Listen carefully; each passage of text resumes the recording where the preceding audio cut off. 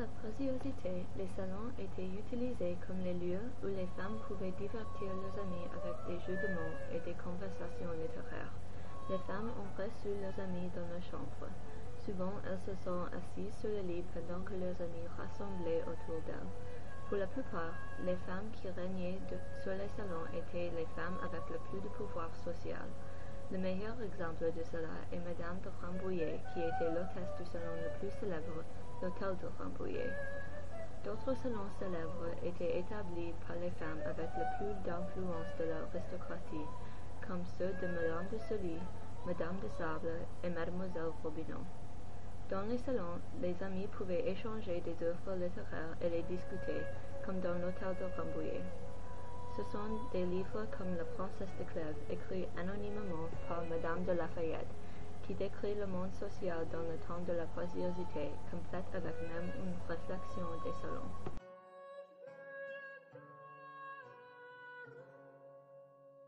La marquise de Rambouillet, née Catherine de Vivant, avait une vie privilégiée qui lui a permis de devenir une salonière célébrée. La chambre bleue était dans la résidence des Rambouillet, qui est à Paris à l'hôtel Pisani, plus tard rebaptisé l'hôtel de Rambouillet. Les personnes qui ont participé incluant le duc de la Rochefoucauld, la poète François Malherbe, l'écrivain Madame de Lafayette, le dramaturge Pierre Corneille, l'aristocrate Madame de Sévigné, les écrivains Scudéry et beaucoup plus. La marquise de Rambouillet et son salon ont contribué au développement du féminisme par les opportunités qu'ils ont fournies. Pendant leurs réunions, les habitués ont lu l'œuvre, ont entendu d'autres œuvres, ont donné et ont reçu des critiques. Le salon était le seul endroit dans lequel une femme a été encouragée à venir. Les femmes pourraient poursuivre une certaine forme de l'enseignement supérieur. Madame de Rambouillet et la Chambre bleue ont permis des femmes d'échanger des idées et sont responsables pour l'amélioration de l'éducation des femmes.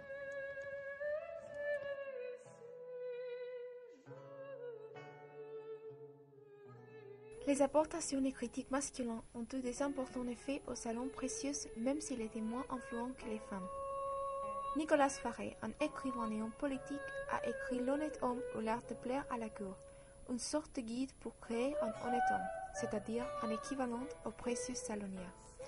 Ce texte tenait une description d'un parfait gentilhomme, un homme qui a l'air de noblesse même s'il n'est pas noble et qui domine l'art de la conversation en plus de beaucoup des autres traits attrayants aux précieuses. Antoine Badeau de Sommes, un autre écrivain, a apporté au mouvement le grand dictionnaire des précieuses, un dictionnaire rempli de phrases ornées utilisées par les précieuses au salon pour sembler plus élégants et romanesques. À part de ces apportures, il y avait des hommes qui critiquaient la préciosité, le plus célèbre desquels était Molière.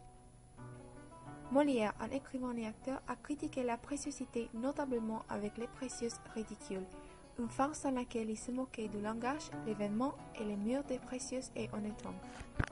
Avez-vous remarqué ce commencement? Oh oh!